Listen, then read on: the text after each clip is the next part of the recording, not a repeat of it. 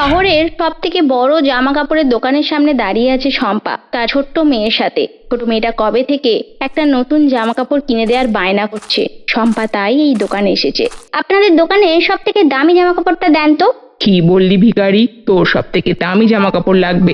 যা যা, বেরিয়ে যা, বেরিয়ে যা এখান থেকে। এই দোকানে তোদের মতো মানুষদের ঢোকা নিষেধ। শম্পাকে ঘাড় ধাক্কা দিয়ে বার করে দেয় দোকান মালিক। আমার কাছে অনেক টাকা আছে, অনেক টাকা, তাও তোমরা জামা কাপড় কেন দিচ্ছ না? তোমরা আমাকে ধাক্কা দিয়ে বাইরে বার করে দিচ্ছ। তোর কাছে কত টাকা আছে রে ভিখারি? এখন এখানে কোনো জামা কাপড় হবে না। যা যা বলছি, অন্য দোকানে যা। যতই টাকা থাকুক, এই দোকানে তোর জন্য কোনো জামা কাপড় হবে না। শম্পা আজ থেকে কয়েক বছর আগে এই দোকানেই কাজ করত। দোকানে একটা বাতিল হয়ে যাওয়া জামা যেটা সে নিজের মেয়ের জন্য চুরি করে আনতে গিয়ে ধরা পড়ে গেছিল। তখন তাকে দোকান মালিক অপমান করে তাড়িয়ে দিয়েছিল। তুই জামাটা চুরি করলি? তুই এই জামার দোকানে কাজ করতিস না? তুই কিনা এই দোকান থেকেই জামা চুরি করলি? আরে মালিক, এইভাবে বলবেন না। আপনি তো জানেন জামাটা ফেলেই দিয়েছিলেন ডাস্টবিনে। আমি সেখান থেকে শুধু নিয়েছি। শুধু আমি আমার বাচ্চার জন্য ফেলে দেওয়া জামাটা নিয়ে যাচ্ছি। আপনি তো এটা ফেলেই দিয়েছিলেন। তাহলে কি হয়েছে আমি যদি নিয়ে যাই? তুই না বলে নিয়ে যাচ্ছিলিস কেন? আমি জামাটা ডাস্টবিনে ফেলে দিই বা গোডাউনেই রাখি, তুই কেন নিবি? ভিখারির বাচ্চা, যা যা, বেরিয়ে যা এখান থেকে। শম্পা সেখান থেকে কিছু না বলেই চুপচাপ মাথা নিচু করে বেরিয়ে আসে। শম্পার বর কিছুদিন আগে তাকে ছেড়ে দিয়েছে, অন্য একটি মেয়েকে বিয়ে করে চলে গেছে। শম্পার তখন একটা ছোট্ট বাচ্চা মেয়ে ছিল। তা নিয়ে বহুত কষ্ট করে শহরের এক প্রান্তে একটা ছোট্ট কুড়ে ঘরে সে থাকে। ওর বাড়িতে কাজ করে। কিছুদিন আগে জামা কাপড়ের দোকানে কাজ করত, কিন্তু সেখান থেকে চোর অপবাদ দিয়ে তাকে বাইরে বার করে দিয়েছে। তারপর শম্পা একদিন বসে বসে ভাবছিল, না, আমাকে আর এই অপমান সহ্য করে থাকলে হবে না। লোকের বাড়িতে কাজ করলেও কথা শুনবো, আবার না কাজ করলেও কথা শুনবো। আমি এবার নিজের একটা কিছু শুরু করব। এবার আমি জামা কাপড়ের একটা দোকান খুলবো। এই বলে শম্পা যার জমানো টাকা পয়সা ছিল, সেই টাকা পয়সা আর তার কাছে যে সোনার গয়না ছিল সেটা বিক্রি করে বাজার থেকে যে টাকা পায়, সেই টাকা দিয়ে অতি কম দামে ছোট বাচ্চাদের জন্য নতুন নতুন জামা কাপড় কেনে আর একটা গাড়িতে করে বিক্রি করতে থাকে। জামা নিয়ে যান, জামা, নতুন নতুন জামা, ছোট বাচ্চাদের জন্য জামা, নতুন নতুন জামা, একদম কম দামে, 200 টাকায় দুটো জামা, 200 টাকায় দুটো জামা নিয়ে যান ছোট্ট বাচ্চাদের জন্য, খুব সুন্দর টেকসই জামা। আরে বাহ, তোমার দোকানের জামাগুলো তো খুবই সুন্দর, আর বাচ্চারা পরেও আরাম পাবে। তাই তোমাদের দুটো বাচ্চার জামা দাও তো দেখি। জামাগুলো খুবই সুতির, খুব গরমে আরাম হবে। দাও দাও, দুটো জামা দাও। প্রত্যেক দিন শম্পার দোকানে সমস্ত জামা কাপড় বিক্রি হয়ে যেত। সাথে সাথে শম্পা চেষ্টা করতো বড়দেরও কিছু জামা কাপড় রাখার, আর ভালোই হলো। তার এই বড়দের ছোটদের সমস্ত রকমের জামা কাপড় বিক্রি হচ্ছিল।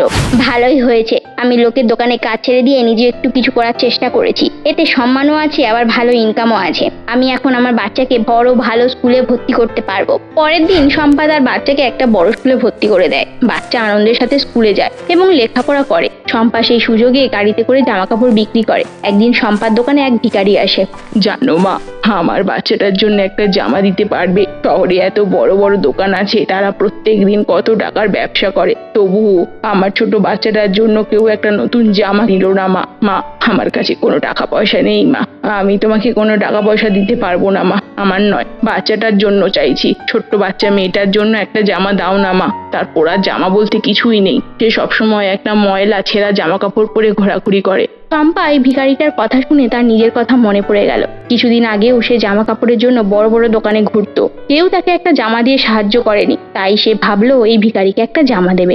আরে না না, এইভাবে বলতে হবে না। আমি জানি এই ব্যাপারটা। আপনি জানেন না, শহরের বড় লোকেরা গরিবদের সাহায্য করে না, কেবলমাত্র গরিবরাই সুখে দুঃখে মানুষের পাশে থাকে। আপনি আপনার বাচ্চার জন্য এই লাল ফ্রকটা নিয়ে যান, এটা খুবই ভালো লাগবে। আর চিন্তা করবেন না, আপনার যখনই দরকার পড়বে আমার কাছে এসে আপনার মেয়ের জন্য জামা নিয়ে যাবে। ভিখারিটা শম্পার কাছ থেকে জামাটা নেয়। জামাটা নিয়ে এসে খুব আনন্দিত হয়, কারণ কেউ আজ অবধি তাকে একটা জামা দিয়ে সাহায্য করেনি। তাই সে আশীর্বাদ করে বলে, তোমাকে আশীর্বাদ করি মা, তুমি শহরে সব থেকে বড় কাপড় ব্যবসায়ী হও আর গরিব দুঃখীদের সবসময় সাহায্য করো। ভিখারির এই আশীর্বাদ পাওয়ার পর আস্তে আস্তে শম্পার ব্যবসা যেন দ্বিগুণ হারে বাড়তে থাকে। সে অনেক টাকার মালিক হয়ে যায়, কিন্তু এখনো সেই ঠেলাগাড়িতে করেই গরিব দুঃখীদের জন্য জামা কাপড় বিক্রি করে। একদিন অনেক টাকা নিয়ে সে একটা মস্ত বড় দোকানের সামনে যায় আর তার মেয়ের জন্য জামা কাপড় কিনতে যায়। সেখানে তাকে চোর অপবাদ দিয়ে বাইরে থেকে বার করে দেওয়া হয়, কিন্তু এবার সে সেখান থেকে বেরিয়ে আসে আর ভাবতে থাকে, তার মাথায় জেদ চেপে যায়, যেমন করেই হোক তাকে মস্ত বড় ব্যবসায়ী হতে হবে। আমি এই দোকানের সামনে একটা বিশাল বড় দোকান খুলবো। আমি গরিব বাচ্চাদের খুব কম দামে জামা কাপড় রাখবো, কথা দিলাম। আমাকে এটা করতেই হবে, এত অপমান আমি আর সহ্য করবো না। এরপর থেকে শম্পা আরো পরিশ্রম করতে থাকে। আচ্ছা মা, তুমি দিনরাত এত কেন পরিশ্রম করো? আমাদের তো অনেক টাকা, আমাদের তো মোটামুটি চলে যাচ্ছে, তাহলে কেন মা? আমাকে অনেক বড় জামা কাপড়ের ব্যবসায়ী হতে হবে রে মা, তুই বুঝবি না। তুই মন দিয়ে লেখাপড়া কর, আমি চাই তুই খুব বড় লোক হোস। তবে একটা কথা মনে রাখিস মা, গরিব দুঃখীদের কখনো সাহায্য করতে ভুলবি না, কখনোই তাদের নিয়ে মজা করবি না। তারপর থেকে শম্পা আস্তে আস্তে টাকা জমাতে থাকে। 1 থেকে 2 বছরের মধ্যেই শম্পা সেই দোকানের সামনে একটা বড় জামা কাপড়ের শোরুম খুলে পড়ে, আর সেখানে খুব কমে জামা কাপড় রাখতে শুরু করে। আরে দিদি, আপনার দোকানে তো অনেক কম দামে ভালো ভালো জামা কাপড় পাওয়া যায়। এই সব জামা কাপড় তো মলে গেলেও পাওয়া যায় না, মলে গেলে অনেক দাম দিয়ে কিনতে হয়। আপনি কিভাবে এত কম দামে এত সুন্দর সুন্দর জামা কাপড় দিচ্ছেন বলুন তো? আরে না না, আপনি ভুল ভাবছেন, এরকম কম দামে দিচ্ছি না। জামা কাপড়ের দাম একরকমই, আমি খুব কম লাভ রেখে বিক্রি করছি।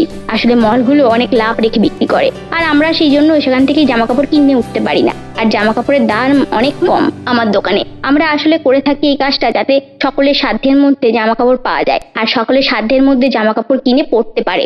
তা যা বলেছেন, আমরা মলে গেলে সুন্দর কোনো জামা কাপড় কিনে পছন্দ করে উঠতেই পারি না, তার কারণ সেই জামা কাপড়ের দাম অনেক বেশি হয়ে যায়। আমরা তো দামি জামা কাপড়ে হাতই দিতে পারিনি। এবার থেকে আপনার দোকানের কথা মনে রাখবো।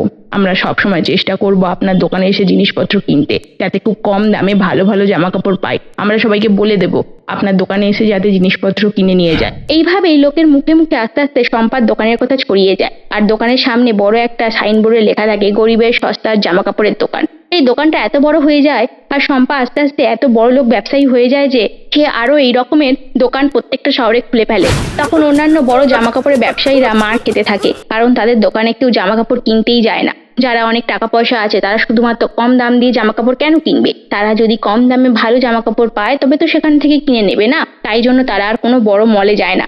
আর এই সবের জন্যই শম্পার দোকানে সবসময় ভিড় লেগে থাকে। শম্পা বস্তি এলাকার কিছু গরিব মানুষদের তার দোকানের কর্মচারী করে রেখেছে, যাতে তারা একটু ভালোভাবে সুখের দিন দেখতে পায়।